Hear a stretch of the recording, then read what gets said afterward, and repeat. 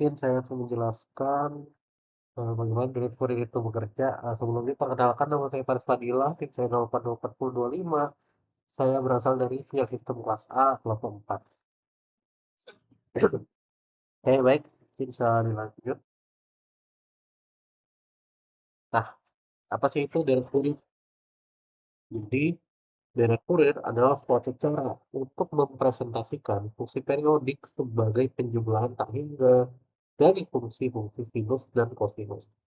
Konsep ini awalnya diperkenalkan oleh Jean-Baptiste Joseph Fourier, seorang matematika,wan Prancis yang menunjukkan bahwa setiap fungsi periodik setelah memenuhi syarat tertentu dapat diuraikan menjadi kombinasi dan dari gelombang-gelombang harmonik. Jadi, di mana kita tuh sebenarnya tujuannya eh, mengubah lah sinyal itu. Nah, di mana Fouye ini digunakan untuk memahami struktur frekuensi dari sinyal periodik.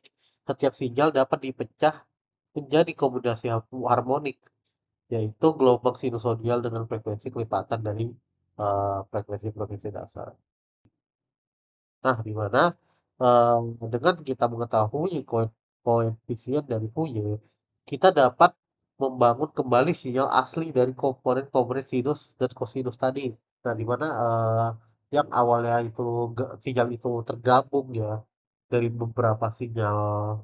Kan, sinyal itu bisa kita ketahui, merupakan gabungan-gabungan lah dari, banyak sinyal dan, dari banyak sinyal tersebut kita pecah lagi. Nah, untuk mengetahui sinyal aslinya, kita bisa menggunakan, rumus Dirac-Fourier, di mana kita dapat, mengetahui dari, komponen asli tersebut. Kita bisa lanjut ke perumusannya, di mana rumus dari Deret Fourier ini adalah angka kemudian 1/T integral T X pangkat negatif J K W0 T X T per X T dt atau terhadap waktu lah.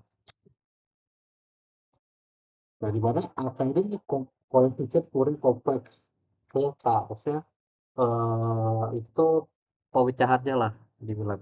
Dan 1/T itu adalah faktor perkalian rata-rata per periode. Jadi berapa periode eh, apa namanya gelombang yang akan kita analisis. Dan J itu adalah pangkat negatif jika W0T itu J itu adalah bilangan imajiner dan W0 adalah frekuensi sudut fundamental di mana W0 itu didapat dari 2 pi/T. Dan yang terakhir T itu adalah waktu. Makanya di sini kita ada X-T, karena X terhadap waktu dan DT itu berarti diterapkan terhadap waktu atau diturunkan terhadap waktu. Karena memang sinyal itu berkaitan erat lah dengan waktu. Oke, mungkin kita lanjut ke codingannya atau MATLAB-nya. Di sini mungkin saya zoom sedikit. Oke. Nah, di sini kita bisa lihat di awal ini kita menentukan parameter-parameter dasar yang di mana T itu kita inisialisasikan menjadi 2/2 kali pi dan 6 periode ini adalah periode yang akan kita pakai di sini. Ini kita tutup dulu sebelumnya. Nah, dan T ini adalah domain waktu yang digunakan secara kalis ini. Nah, jadi kalis ini kita bagaimana kita mempresentasikan saat harmonik itu digunakan. Misal yang pertama adalah ada 1, ada 3, ada 5, ada 10, ada 50. Nanti kita coba ubah-ubah apa angka-angka yang ada di sini dan apa sih dampaknya ketika kita mengubah angka tersebut. Nah, ini F square itu target sinyal. Dimana sinyal kita itu kita mengubah dari sinyal yang sebelumnya sinus itu menjadi sinyal yang berbentuk kotak. Nah, sekarang kita memvisualisasikan lah dari eh, apa namanya gelombang itu, mana panjang dari gelombang itu sesuai dengan harmoniknya itu kalis dan K itu dari I dan F approve-nya itu kita kasih 0 di teks. Nah, di sini kita akan menggunakan perumusannya ya. F approach ditambah 4 per Pi kali 1 per N bersih T. Dimana itu untuk membuat sinus ganjil ya. Kita awal untuk ganjilnya gitu loh. Bagaimana dengan itu bekerja pada ini, apa sih namanya? Ketika harmoniknya itu ganjil. Ya, itu kita coba terapin berapa ya?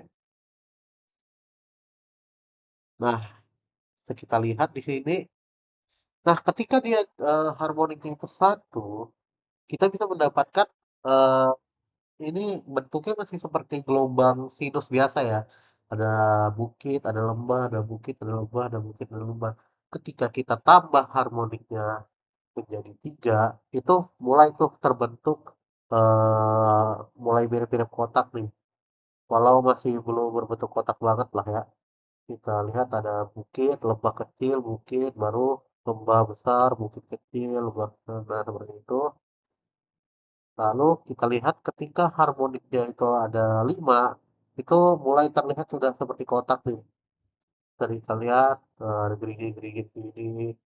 Terus, nah itu tandanya adalah semakin banyak harmoniknya, itu semakin mirip kotak. Nah, ketika deret purin itu sudah mencapai harmoniknya ke 50, jadi kita lihat ini yang awalnya ketika harmoniknya satu itu gelombangnya adalah seperti ini, atau bisa kita bilang masih berbentuk gelombang sinus lah.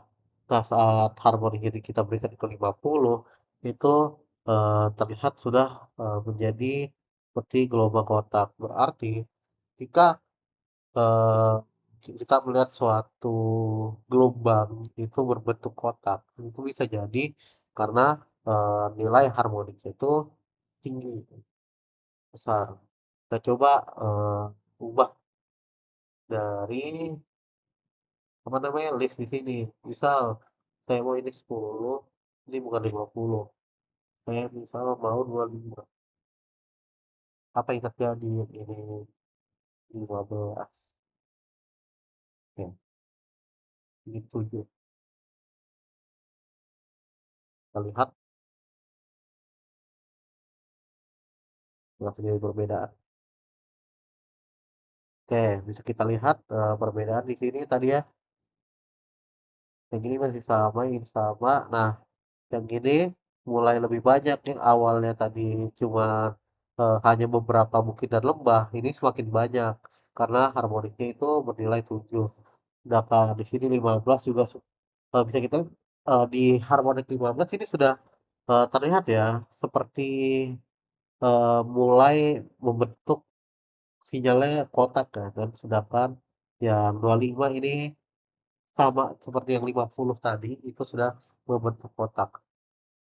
Dari mana dari punya ini memang kita bisa mengetahui lah bentuk asli dari sinyalnya. Seperti ini bentuk aslinya kan kita lihat itu adalah garis lurus ya, garis lurus. Nah, ketika diberi harmoniknya satu, mereka akan berubah menjadi sinyal sinus seperti ini. Oke, mungkin cukup sekian dari saya penjelasan tentang deret Puye. Dan sekian, terima kasih.